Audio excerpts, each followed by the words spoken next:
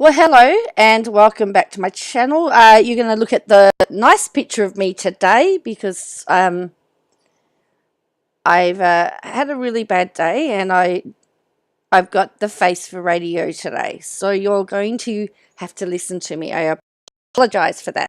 However, we want to talk about our good mate, the friend of our channel, Mr. John Barilaro, or as we are termed on this channel, Bruz. Now, for our channel members, you actually have the beautifully designed by Osbel for pictures and icons of available to you of Bruz. So our members will be able to flood the place with little Mario figures for Bruz.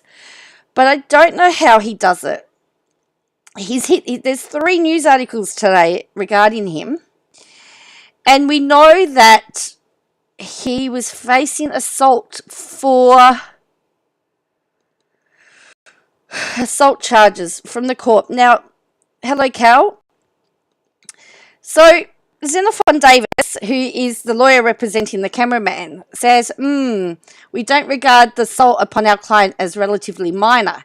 He suffered $14,000 damage to his gear and a month out of work with a back injury. Let us know when you are feeling better, John. Now, that headline says, John Barilaro assault charges dismissed on mental health grounds. Now, we know that he hasn't been able to face anything regarding his jobs for the boys because of mental health grounds. He did one day and then it was too much for him. So this is the Sydney Morning Herald. So let's have a look at what they're saying about this. And we'll have a look at that. Then we're going to have a look at the fact that ICAC could be after him. And then the fact that he could have another job for the boys position. So let's have a look. Oops. So let's do this. How are you going, Cal? I hear that it's a sellout in Perth for the Big Bash. That's pretty exciting. So here we go. So this is from the Sydney Morning Herald today. Now, what's really interesting is that Nick Kyrgios tried the same defence today and it failed. Nick Kyrgios was also up on assault charges.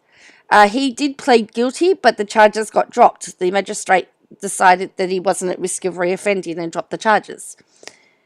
So, but his position that he was suffering from mental health issues was turned down. So I don't know what the parameters are in order to be able to claim mental health. And as a mental health sufferer, I actually really don't like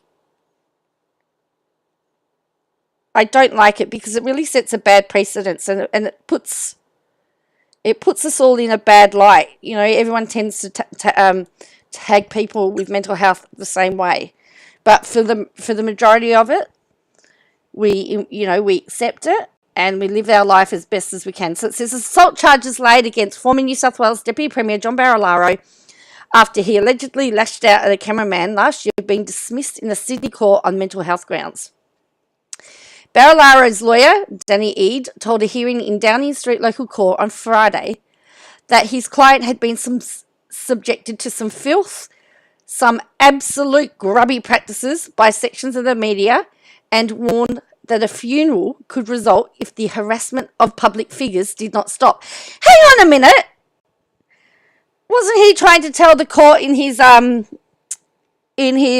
defamation hearing that he wasn't a public figure and he was just a private citizen? So now he's a public figure again. Barilaro was charged with assault and malicious damage in August last year after an alleged clash with the cameraman during a night out with friends in Manly on July 23.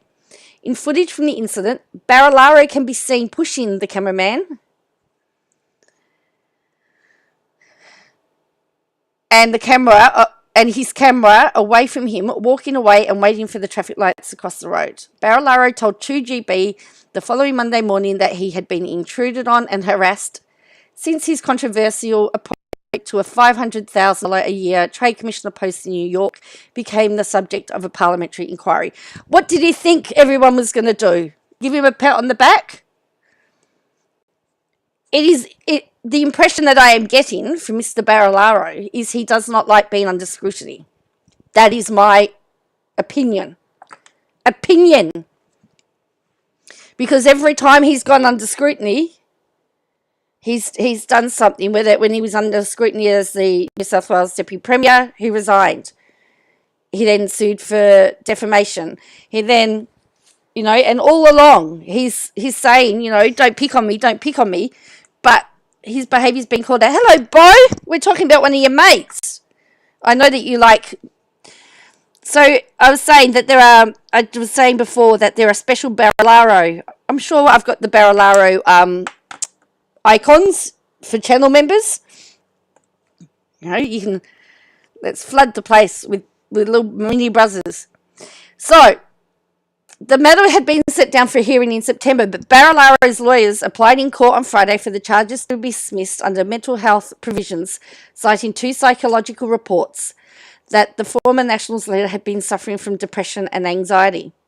This is a significant mental health impairment sustained over a period extending back before 2019. So much so there has been some serious concern about his mental health. Hello, Vidandra. The last thing we'd want in our society is for there to be a funeral where all the goodies come out and say, if only I'd known, if only he'd spoken to me, if only she'd raised it, he went on. This is a man who is significantly suffering. The prosecutor did not argue that there was evidence of impairment and noted that the level of objective seriousness of the alleged assault was relatively minor. However, he said all acts of violence need to be carefully measured as assessed. The camera had been damaged in the incident and required repair. Magistrate Susan Horan found in Barilaro's favour, telling the court the evidence before her was compelling. She said both the psychological reports identifying a direct connection between Barilaro's behaviour on the night in question and his mental health issues, which predated the incident.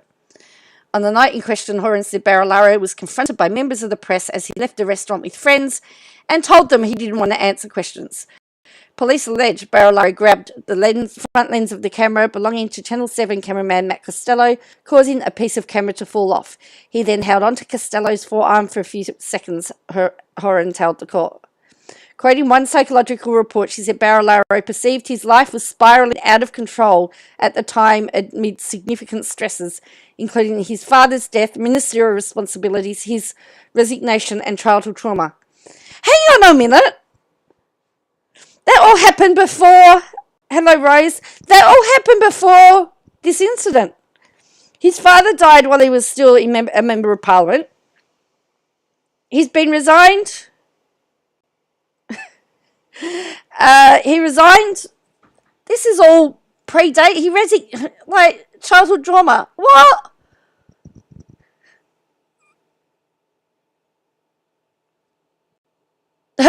Joey's like a quaffle, hard to catch.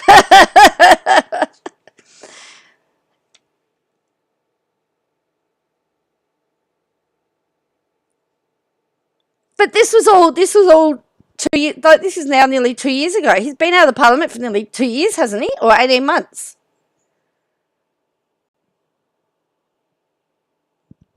All right. It's interesting. They didn't put in there the fact that he was defamed on YouTube. Anyway, Barilaro has been ordered to undergo a treatment plan for 12 months, which includes court-ordered psychological appointments on a weekly basis for the first 3 months, and thereafter at a treating doctor's discretion.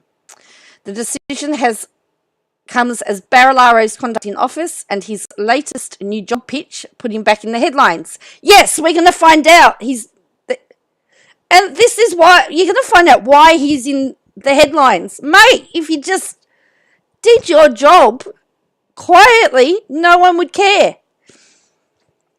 New South Wales opposition leader Chris Minns on Friday gave Barilaro 24 hours to explain why his office intervened in a $100 million bushfire recovery program, or he would refer the matter to the corruption watchdog. Yes. Bad boys, what you gonna do? What you gonna do when ICAC comes for you? Bad Bruz, what you gonna do? What you gonna do when ICAC comes for you? Anyway.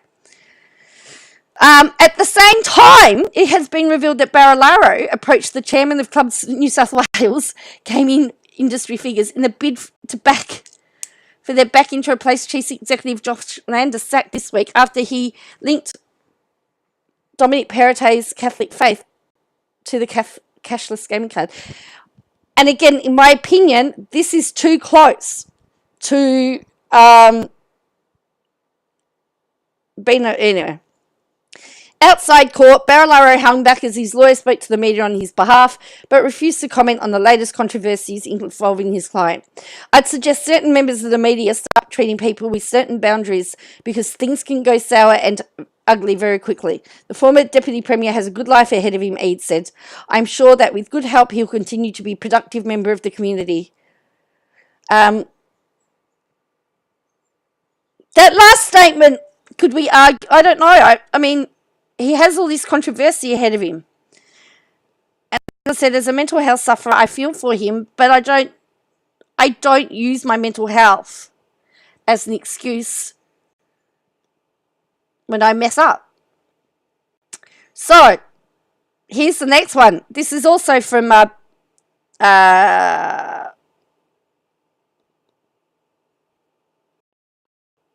okay, so this next article is also from this is from Jordan Shanks' lawyer. So if you remember that Jordan Shanks was firebombed, and they say there could be a link to Clubs New South Wales. It says Barilaro, and it's sounded out the prospects of becoming the new boss of Clubs New South Wales. Xenophon Davis says, so many of our cases and clients are intertwined with this article. So many mixed emotions. So, Bad Boys 4 is on Boo. Number 3 sucked. Not sure how they can try a fourth. Also, Dirty Dancing has the sequel executive produced. Oh, great. I don't know how I feel about that either.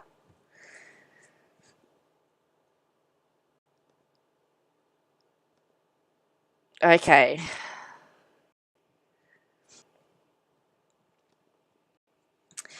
Barilaro sounded out prospects of becoming the new boss of Clubs New South Wales. It is of my opinion, and we all know that I have very strong opinions, that this is going to cause him trouble like the last one. So the America's job, I think this will cause the same amount of stir, and there could be another parliamentary inquiry because Clubs New South Wales works very closely with the government and is a big lobby group to the government, and I just think that it's not remote enough. Anyway, former Deputy Premier John Barilaro approached the chairman of Clubs New South Wales, George Peponis, and other industry leaders to back him in a bid to become the new boss of the embattled lobby group. Barilaro contacted Peponis and the gaming industry figures this week in the aftermath of the bombshell sacking of Chief Executive Josh Landis, who linked Premier Dominic Perrottet's Catholic faith to the cashless gaming crackdown. The Herald has confirmed figures approached by Barilaro told him he was not the right person for the high-profile position representing the state's gambling industry, which is staring down its biggest reform in more than 6 decades. Barilaro's pitch to the troubled sector comes less than 8 months after he was forced to withdraw from a lucrative New York trade role over concerns about his appointment, which triggered multiple inquiries and intense media scrutiny. The findings of an upper house inquiry into his controversial recruitment are due to be handed down on Monday. Oh, I'll have to book a seat for that. Barilaro did not respond on Thursday when asked about his interest in filling the role vacated by Landis. This is why he's getting media attention and scrutiny. He just can't go get a normal job like anybody else. He just can't go get a normal job like everybody else. You know, he wants the high-profile job. What happens with high-profile jobs? You get media scrutiny. If you don't want to be in the media, get a normal job. Clubs New South Wales has been without a permanent chief executive since Tuesday, when the board announced Landis' employment as one of the state's most high-profile lobbyists had been terminated with immediate effect. So it talks about... Okay, so he was sacked. So multiple industry sources who spoke to the Herald on the condition of anonymity said they do not believe Barilaro will be tendered for the role. Instead, they said Clubs New South Wales was in dire of a new leader who was independent of the organisation and government. That's who they need. We don't need a politician. It actually needs someone who is an ambassador, a statesman, one senior figure said. Because we've been through turmoil, this shouldn't be about politics or political sides. It should be about people. Could you imagine if Barilaro got the job? It would just cause more chaos and turmoil. Industry sources say the Clubs New South Wales CEO salary would be at least about $350,000 to $400,000 a year. Could do it. Well, Clubs New South Wales is expected to use a third-party recruiter in search for a new chief executive officer. Several other potential candidates have been mentioned in government and industry circles as potential candidates, including Mark Condy, the former chief executive of the massive Bankstown Sports Club. Condy, who resigned from the Bankstown Club last August after a decade as chief executive, began to work in the club in 1992. All right.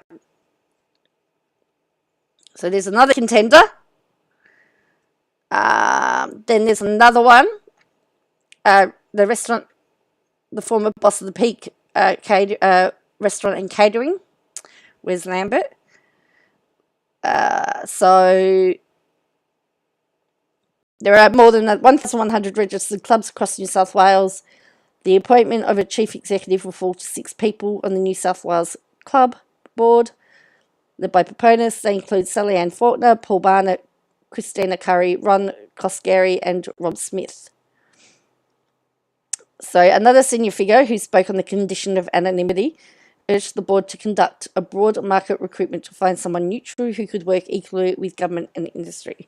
I don't think it should be anyone tied to either side. It needs to be someone who can be independent.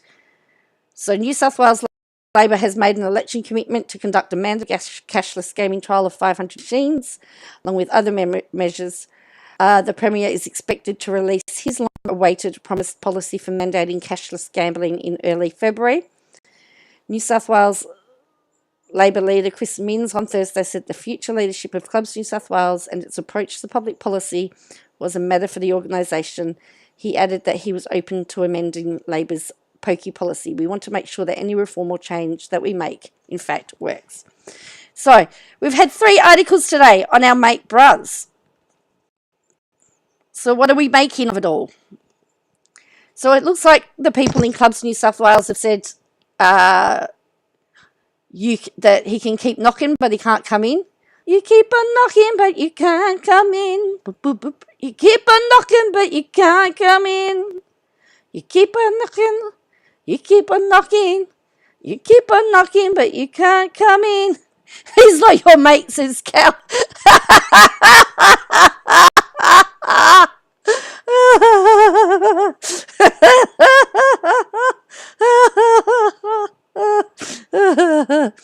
So I said before about Kyrios. Here's the thing. So Kyrios was also faced court today. He was in now he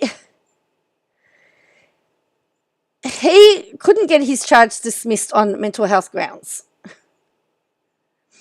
So this is what happened to Nick Kyrios. This is what is bizarre. One that can get it taken away for mental health grounds. They're both assault charges. They're both assault charges. So we've got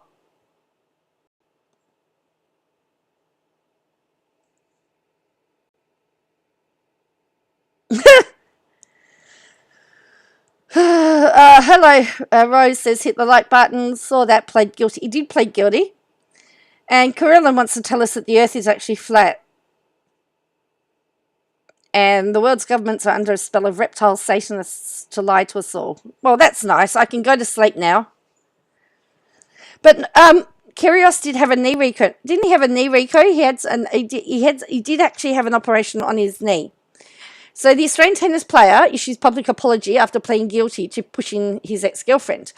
Now, he's had his assault charge dismissed by a magistrate. He pleaded guilty to shoving over his ex-girlfriend in 2021. The staff funded ACT Magistrates Court on Friday, where a bid to have the assault charge thrown out on mental health grounds was rejected. But Magistrate Beth Campbell threw out the charge, accepting the seriousness of the matter was low level, indicating Kyrgios was not at risk of reoffending. So he was charged with a late night incident on the 10th of January 2021 where he pushed over his ex-girlfriend following an argument outside her apartment. So the court heard that she was standing in the door of an Uber, preventing Kyrgios from leaving when he pushed her over. He stood over her and remarked seriously while she laid on the ground. Passari reported shoulder pain and grazing on her knee. Kyrgios told Passari to leave me the F alone and just FP off while she asked him to get out the car to calm down. She didn't report the incident until 10 months later when the couple split after getting back together following the incident. Common assault carries a maximum sentence of 2 years in jail. He's recovering from arthroscopic surgery on his knee after injury forced him to withdraw from last month's Australian Open. The operation was to clean up his lateral meniscus and remove a parallelepipedal well. And his manager said this week they couldn't really have asked for a better result. He issued a public apology in the written statement. He said he was grateful to the court for dismissing the charge. I was not in a good place when this took back, and I reacted to a difficult situation in a way I deeply regret. I know it wasn't okay, and I'm sincerely sorry for the hurt I caused, he said. Mental health is tough. Life can be overwhelming, but I found that getting help and working on myself has helped me feel better and to be better. Now, interestingly enough, there's a big cry on social media about the fact that Kyrgios got off, and a smaller cry at the fact that Barilaro got off. And as I said, they both used mental health, and one was able to get it accepted, one didn't. And I just find that to be very, very interesting.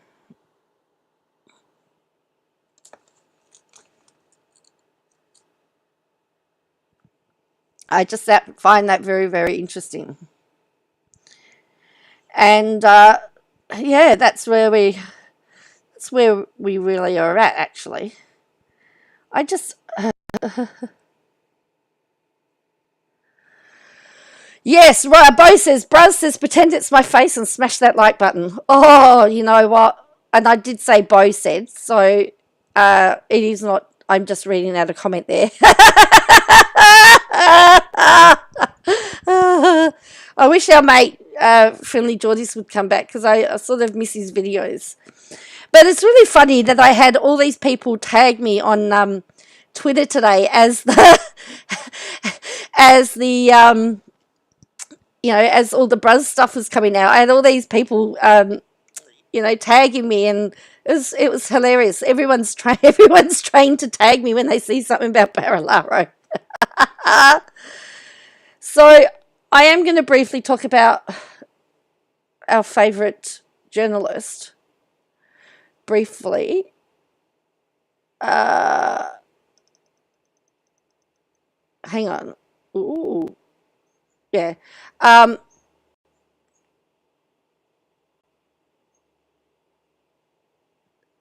What am I doing? Oh, this is... Oh, actually, just before we go, and we change subjects, we're still on Barilaro. This is from something called the Claxton. So it's news without an agenda. So sometimes the independent media people but we've got some formidable figures here. So Barilaro created the fund Perrottet used to make illegal grant. Barilaro created the fund used to make the $5.5 million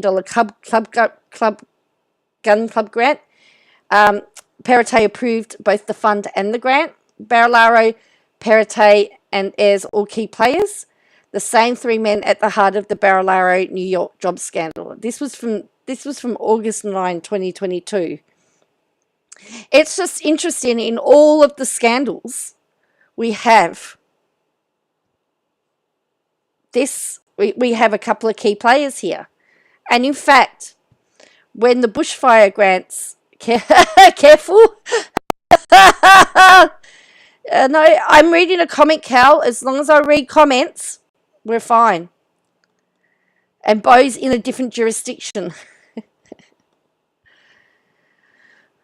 So, and I, look,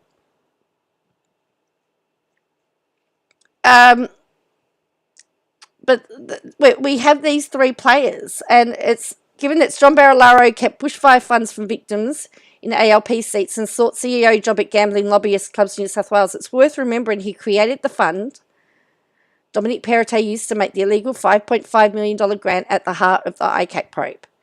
So it's very, very interesting that wherever there seems to be little bits of problems, we've got Bruz right in the middle of it. So I'm just looking. There was something else here that I wanted to do. Oh.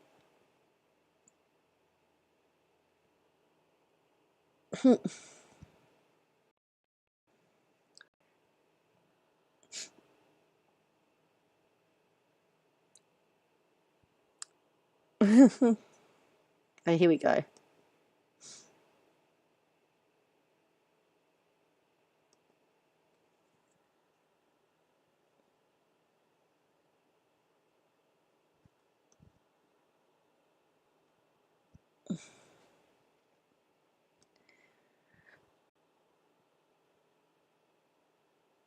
Okay, this is what I want to show. Chris Minns is the New South Wales Labor leader. There is actually, the interesting thing is there is an election in March. So they're all going to go into election mode. So it could be interesting. Barilaro could just fade into the distance. So this is what Chris Minns said about pork barreling has no place in our political system. This government ripped money from bushfire victims because they live in Labor seats, all while Dominic Perrottet was the Treasurer. So the current Premier was the Treasurer at the time. Barilaro was the Deputy Premier. It says we'll legislate to end this practice and independently fund the ICAC. This 12-year-old government has given up on integrity. They no longer deserve to govern.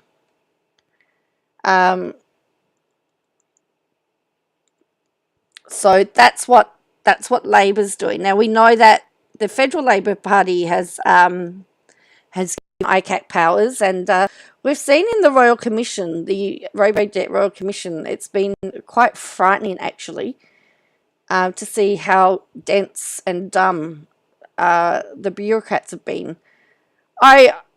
Seriously, for what they get paid, they have not...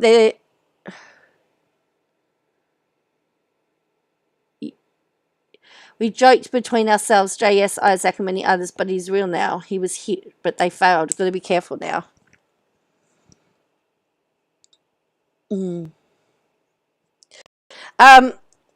That's true. So I think it's been very... PricewaterhouseCoopers actually did an audit report on Robo-Debt, and they never actually finished the draft, and they never submitted it. And they were sitting there in the hearing today and saying they can't recall whether it was ever finished or not. And it was a $16 million report that was never actually finished or never actually handed in. So there's half the money back. There's half the money right there. So there's a lot of bureaucrats that are all passing the buck. It really bugs me, actually. It really bugs me that no one will say, hey, I stuffed up. I was a victim of the robo debt too. I got my $7 compensation. Yep, that's all I was entitled to. $7. Oh well, I got a coffee. Oh dear. Now, I want to go to,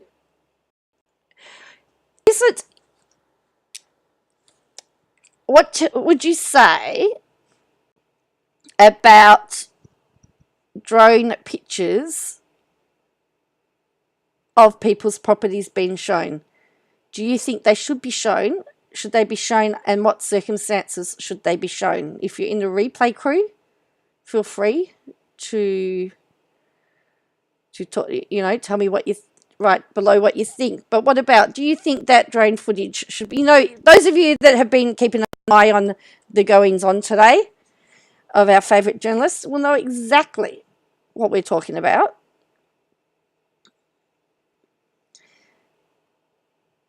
Is drone footage an invasion of privacy? Cal says no, it shouldn't happen.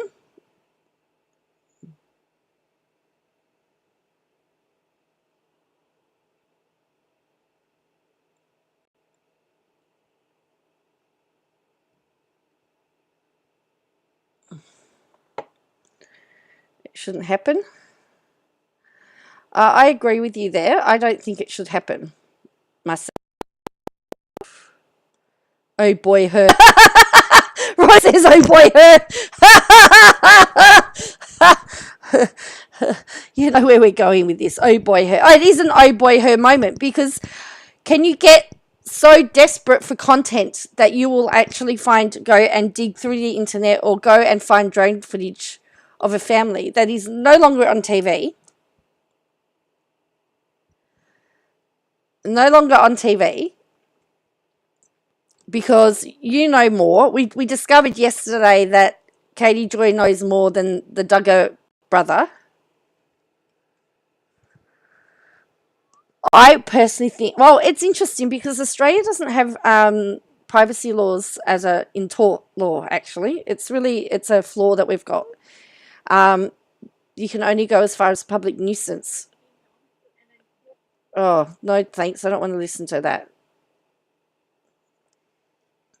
I'm just trying to pull up the photos here.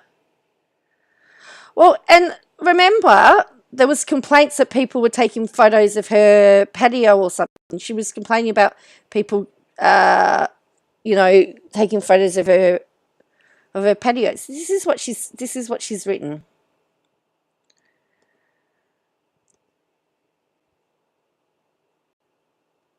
The Duggars have several children illegally occupying structures that are not zoned or properly outfitted for occupancy by the county, according to property records and images obtained from Washington County.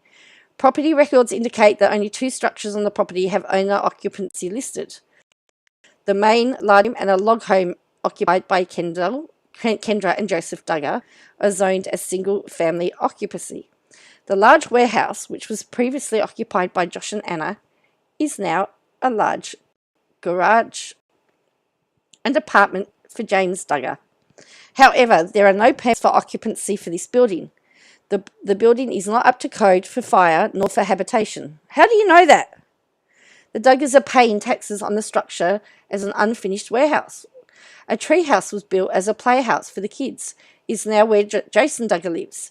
There is no insulation, heat, electricity, or bathroom in the structure. The treehouse is on stilts, and the home is not zoned for occupancy, nor in line with fire codes. The Duggars are not paying taxes on the treehouse, and it's not listed as a structure on the county assessments. A small mobile home placed behind the Duggars' home is also not listed on the assessment for the county. Due to this, there is no occupancy permit or record of this home existing for tax purposes or fire code. Eagle aerial images from the county assessor are up to date as of the 27th of the 12th, 2022. Anna had been living in the warehouse with her kids. However, I do know that someone local reported her to the county for illegally occupying the residence in violation of codes. Jana Duggar was also cited for child endangerment for an incident that occurred at the warehouse. The Department of Human Services was involved in the case and likely could have intervened at that point too. However, they didn't. They would have investigated, and anyway. She and the kids now live in the big house with Jim, Bob, and Michelle. The Duggars have 4 adult children living on their property. Josiah and Lauren are moving across the street based upon plats pulled by Josiah. What's plats? Jim Bob is building his compound to rain control and authority, it seems. How long until the county steps in is unknown. So she's essentially trying to roll everybody up to dob them in. So she's pulled up. Here is the drones. Here are the drone images. And this is what I'm saying. Just because drone images are available does not mean that it gives you any right to do it. And she's obviously edited those. Now, somebody has pointed out that this is actually, that this where this arrow is, that's actually the shed that Jana does all her gardening in. So I doubt that she'd be living in, but of course she knows everything. So what do you think? An invasion of privacy?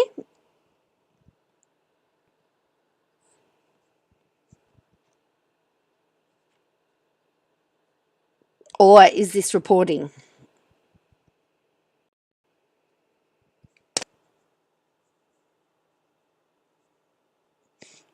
Because remember, she complained,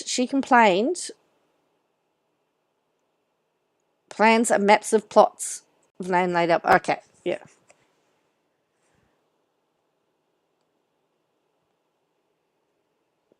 So, I mean, you could argue that it was no different than pulling up Google images, I guess. I mean, Google Maps, because she complained about people pulling up Google Maps. Oh, plats. All right. So,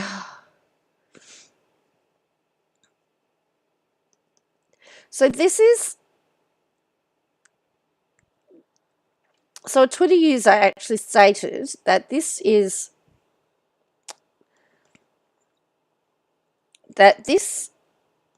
just because the records are public... Yes, that's my point, Rose. Just public doesn't mean that, right? So this is what they're saying is KJ is talking about. But apparently it was shown on an episode as Jana's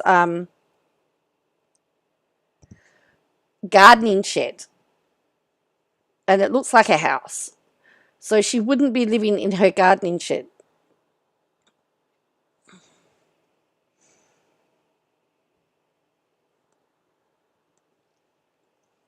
I mean, the hours that it takes to do that, to pull out to go through all of... I don't have enough hours. In KL, nor could my brother-in-law get GPS connection in KL. I still flew mine freehand. It was too far to go to not fly. Got good shots. Freehand flying is harder than flying a real chopper. Wow. So...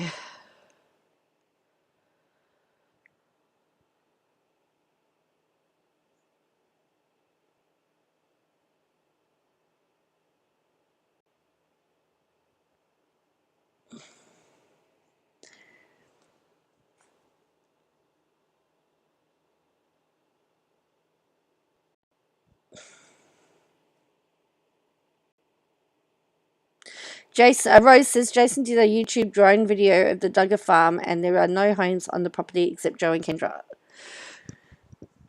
And look, as I said yesterday, quite often, I mean, and with house prices the way they are, people are staying at home. We're about to see a comment here. People are choosing to stay at home longer before moving out, and so some parents are actually buying little granny flats, or children are putting their parents in flats on the same property. There's nothing wrong with that, but apparently it's apparently it means that, you know, you're in some cult. So that bothers me a little bit. So this is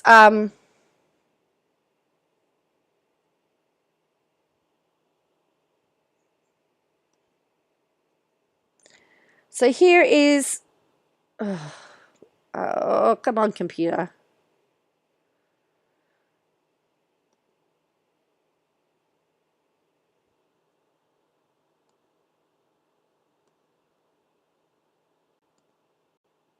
It says, this is what someone wrote. As someone who did not leave home for very long until 27, sometimes it's just preferred if you're used to being around people. Not everyone wants to live alone. Obviously, it would be preferable if she got away from them. But for her, it might be the most comfortable option. To that, she says, you don't get it and ignore all the reporting, but that's fine. Ignore and justify it. She doesn't have a choice. Well, some people don't have a choice because they can't afford to leave home. Now, I'm not trying to justify the IBLP. I'm not justifying all of that. I'm trying to look at it logically. I'm trying to look at it logically and come up with reasons why Jana could be home. Logical reasons. I'm not going to sit here and speculate because I've got no proof. I've got no proof that she's been held captive. And, that's, in my opinion, that's just speculation, and you can't speculate. But we know that, we know that she likes to speculate, and something that is only one story, she makes into 4 or 5 stories, and that, again, is dangerous, in my opinion, as well. Yeah.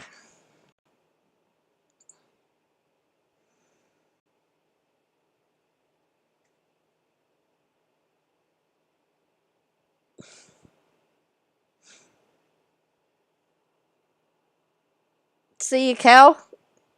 Have a good one. Yeah, I won't be around for much longer. I'm making this a short one tonight.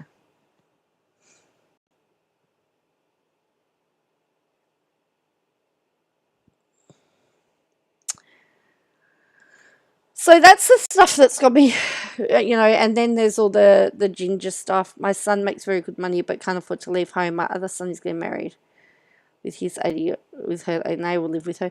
Yeah. And there's nothing wrong with that, in my opinion.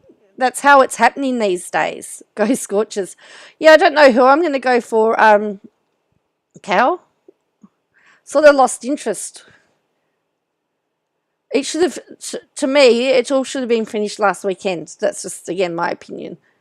I would have preferred it to have all been done before school goes back. So, KJ chooses to ignore that maybe Jana has this choice and chooses to stay.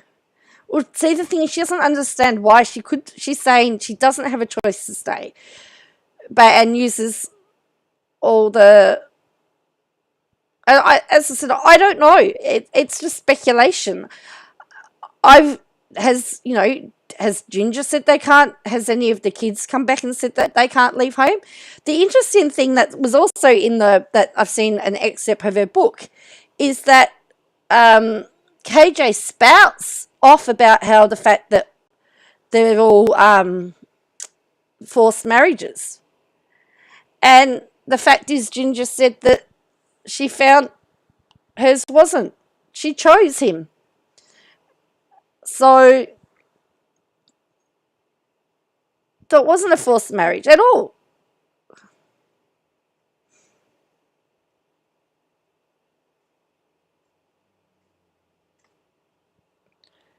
And that came out of the book, of the excerpt. So again, she's spouting off all of this stuff that is not exactly true, unless you know the full story. And the way that she talks, it's like she lives there with them. Maybe she wants to. There's the joke about the fact she wants to be Josh Duggar's wife.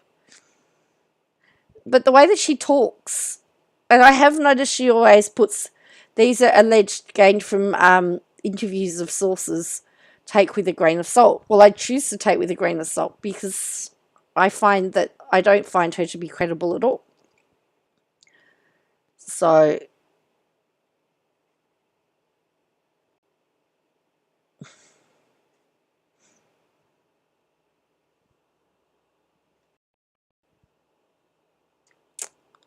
I think Janet is a, and some of those Duggar kids, now the show has left, have gone off the radar. They're not over social media, yet she keeps bringing them back in. She keeps talking about them.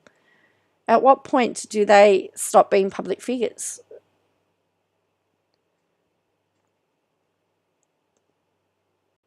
At what point do we say, well, they can have a really good, let them have a nice, quiet life? She's reporting now that Jessa and Ginger's relationship's blown up over the book.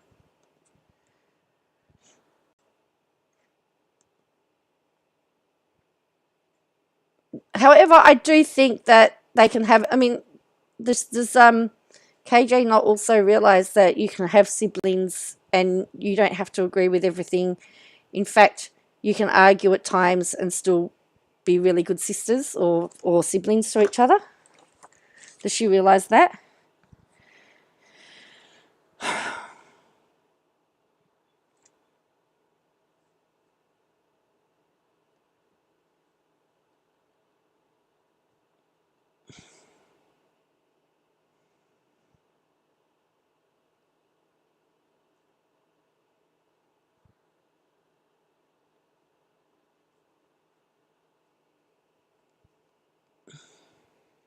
The unspate's daughter, Michaela, said she chooses to wear dresses all the time for comfort.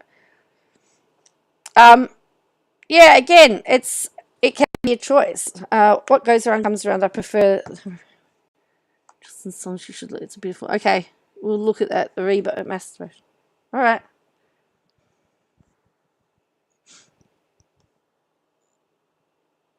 See, Cal.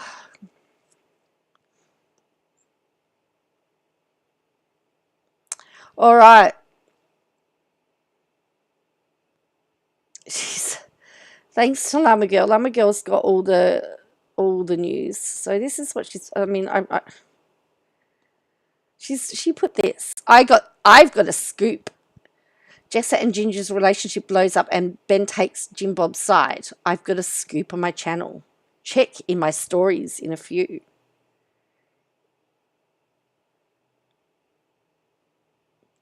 New book is all about exposing the IBLP and the doctrine that controls the family. Her best and closest friend Jessa is in panic mode, and Ben goes full throttle, going off on Jeremy and Ginger. The only way fundies know how, with a shade sermon. Let's go. I'm sure I could hear the sermon and say, I mean, whose shade is it? It's her shade, is it?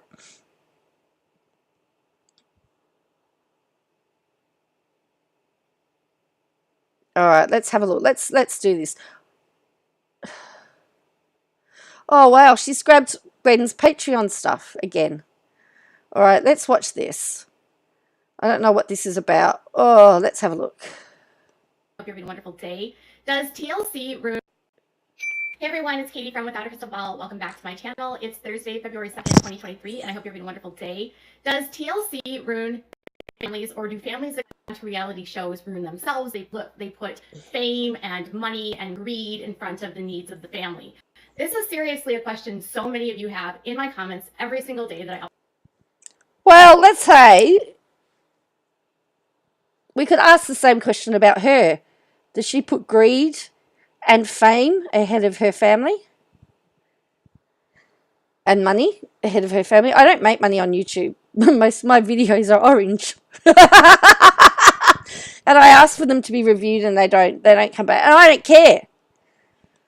Or do families that go onto reality shows ruin themselves because they put fame and money and greed in front of the needs of the family? This is seriously a question so many of you have in my comments every single day that I upload a video.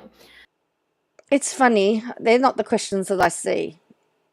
But anyway, I hope you can hear all that. I have been so heavily focused on two families from TLC simply because of their involvement in problematic religious movements and cults, the Duggars and the Browns. Now, the Duggars are no longer on TV, but the fallout of their family continues to this day in the tabloids, with several of their kids continuing to speak out, Ginger writing books about her family, and other kids doing articles saying they were distancing themselves, and then Josh Duggar's arrest. It's been a... Yeah, they're no longer on TV. Another family falling apart and all of their dirty secrets coming out. The same thing is time with the Browns because their family hasn't been canceled, remains on TLC, and instead of walking away during the hardest time of their lives, they're actually exploiting this, making money off of a divorce and their family demise. Now, some of you have a hard time understanding why you or anyone, why they or anyone would choose to have their lives filmed and show the hardest moments of their lives that rip families apart. Yes, why do you do that, KJ? Let's not forget that she films at the hospital. Hey? It's all about the money, money, money. And putting it out on television for entertainment. It's not something I understand. It's not something that many of you understand. I think for some of these people, it's just the cycle of getting into reality television. The interesting part of reality television is that it gives people who have no actual talents, except for maybe they have a unique lifestyle, something unique in their life has happened, or the show has a character or a concept that they want to do, and that people with no unique talents. person fits in that concept. Other than that, they're not talented, unless it's a show about singing or dancing. It's just somebody just living their life, an average person in maybe in an exceptional position. TLC used to be called the Learning Channel, but today it's more like, let's put as many people as possible that have extreme lifestyle. Does KJ want to be on TV? Does she want her life filmed? You know, the special needs mum?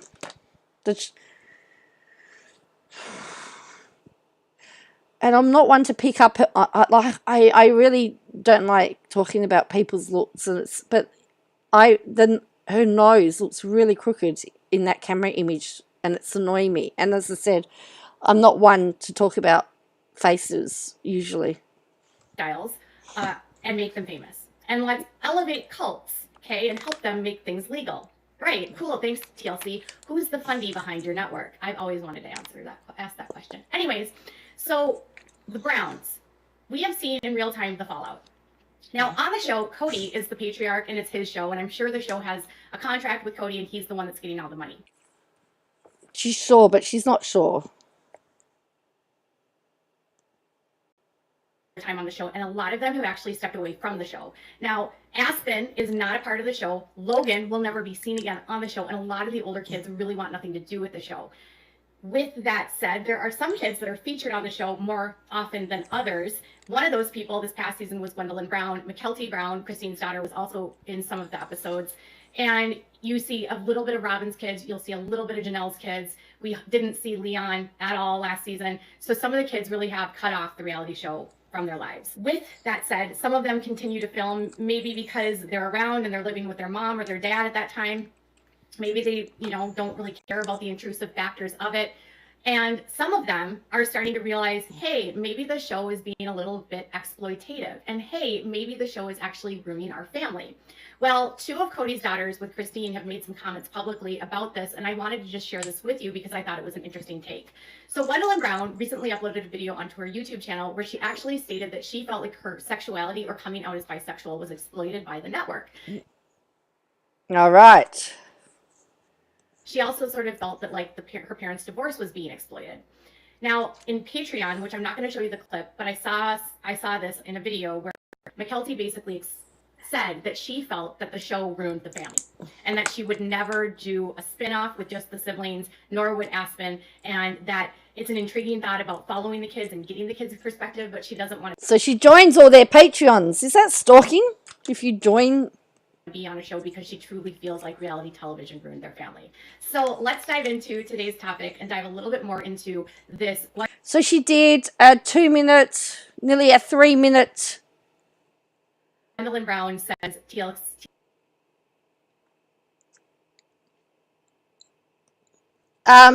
So she's just done all of that verbal diarrhea, and she hasn't got to the topic yet. TLC is exploiting my sexuality and this divorce, and McKelty saying the show ruined our family.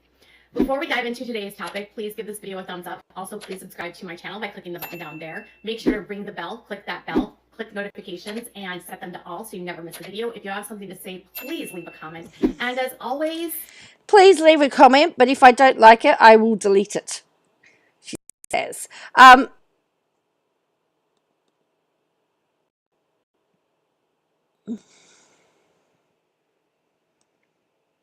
As always, share this video with your friends. Okay, so here's the deal. Brown has a Patreon. She's reacting to the series. I am sharing it with my friends. Season 17 in real time. She's never watched this series, really. This is like the first season she's watched in years. And then she's filming herself react. She's putting together the video of her reactions with tiny clips of the video from the show. And then she also does some Q&A.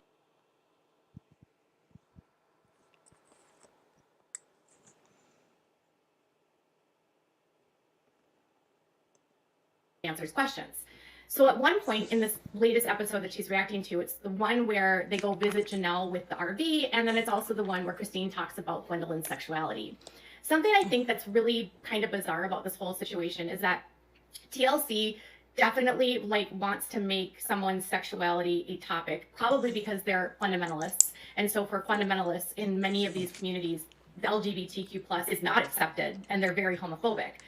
At the same time, if I were the person, so say it was my child, or say I'm the person that's gay, I think it would be really weird for my mom to talk about their thoughts about my sexuality and how they knew that I was gay. But they... Well, actually, is it?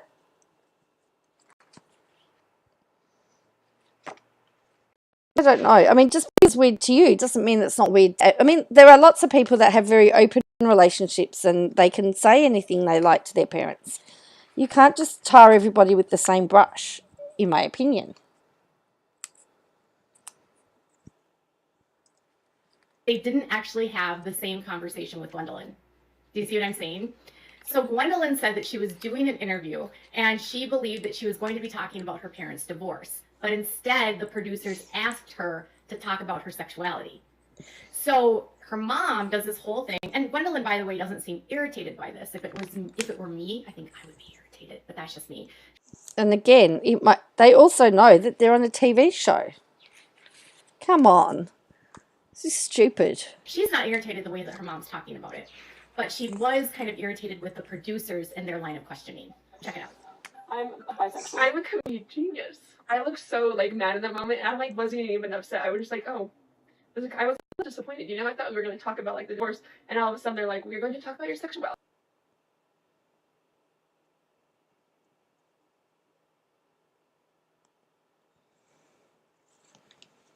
So, and remember, I don't know. Hang on. Was this? I've just lost the right one.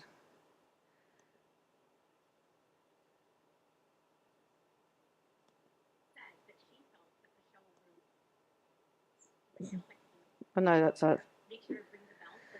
No, don't want that one. Hang on.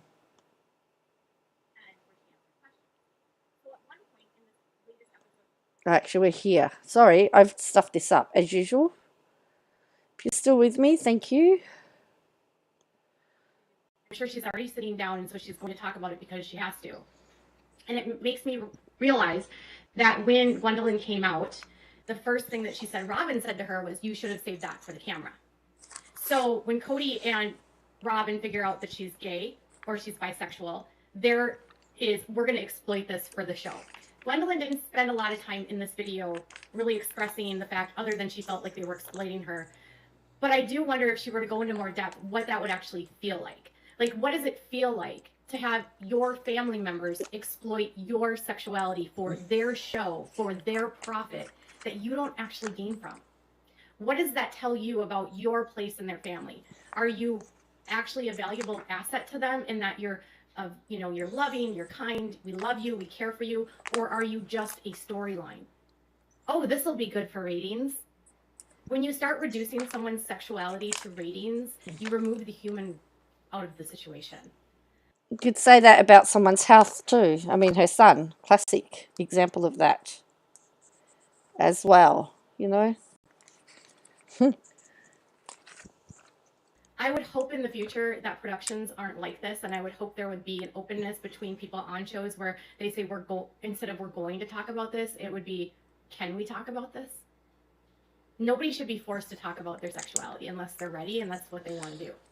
It shouldn't be well, your dad said, or this said, or you should have saved it for the camera. It just makes me feel really sad for her. And she didn't seem overly upset about it, but the fact that she even said she felt exploited, it is exploited. It is exploitative. And I'm sorry that your family did that to you. I'm sorry, Gwendolyn. So one of the things that McKelty was talking about in her Patreon is she interviewed Aspen. And so in this interview, they did quite a bit of back and forth where she asked Aspen, about the show, and Aspen really didn't say anything about her dad. Didn't mention him at all. And didn't say anything negative about him. Just so you want any tea from Aspen, you're not going to get it. When they talked about the show, though, McKelty was very honest where she said she felt like the show actually ruined their family. What I think has happened in a lot of these families, and why I think you can't just blame the show, I think you blame a system that takes and exploits people that have been in poverty. So McKelty says dad's goal. Oh, here we go. She's talking as if she knows everything.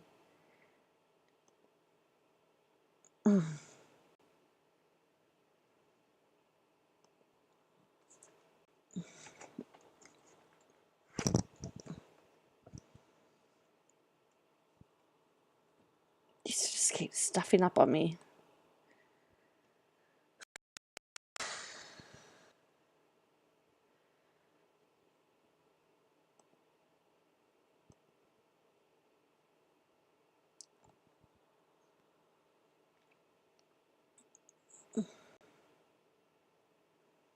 Oh, come on.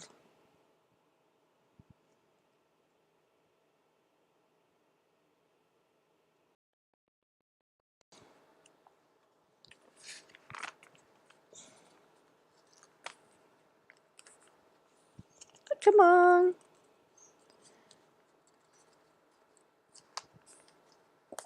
So she's not very joyful, is she?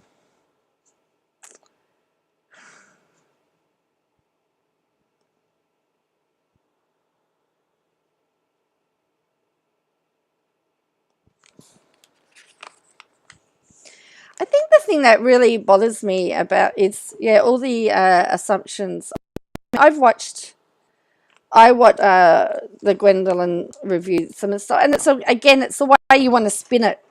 I have to give her credit. She knows how to spin a story to get people to watch, because that's something I can't get. I don't get lots of views on mine, and that's I don't know how to spin a story, but I won't deviate from truth. So McKelty says dad's goal with the show was to get us out of poverty and to help us have more money and also to help legalize polygamy, okay? Or to decriminalize it.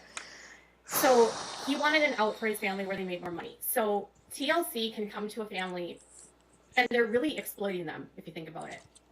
They have no money and they really want an out of that. And so you sign a contract with a network and they're like, all right, now that we've signed this contract with you, now your whole life belongs to us and we can edit you in any single way that we want to. And oh, by the way, you can't share things on social media. You can't talk about spoilers. And if you do, we'll sue you. And if you do anything to harm the show and do anything openly to go against the show and you talk negatively about the production or blah, blah, blah, blah, we'll sue you.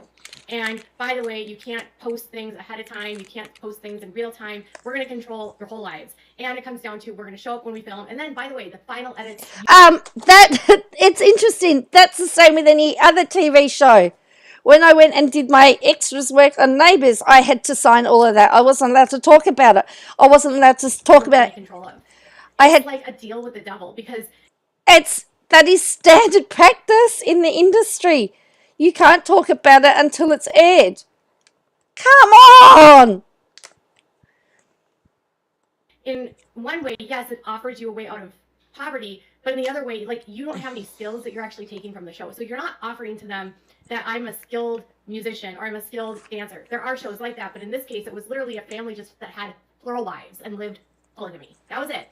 The show didn't give them any more trades. They didn't learn any more skills. And so the show then becomes their trade and their skill. And so without the show, they end up with this unhealthy dependence on the show. They need to be on the show for money.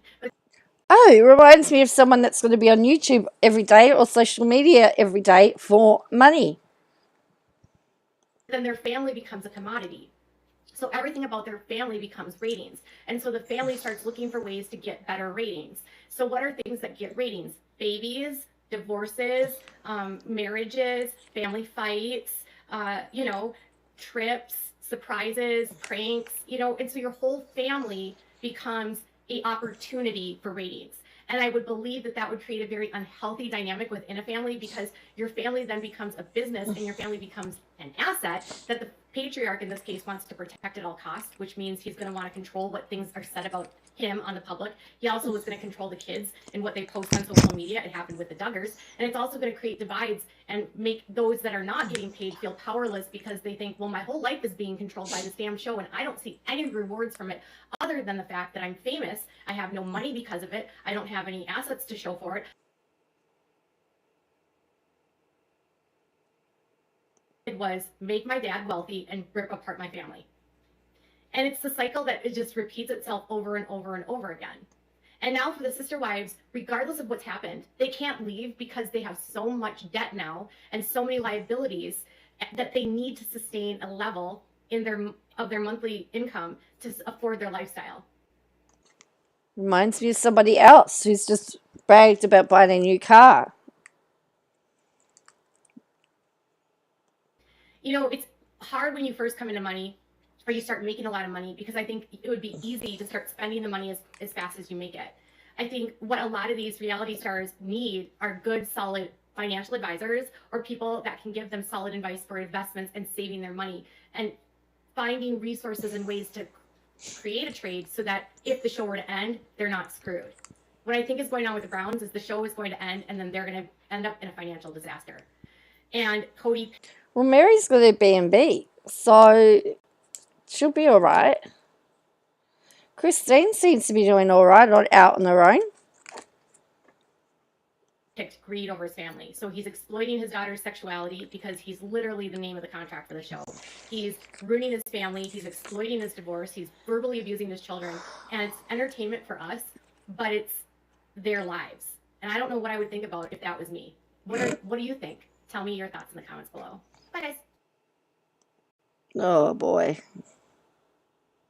Talk about exploitation, hey?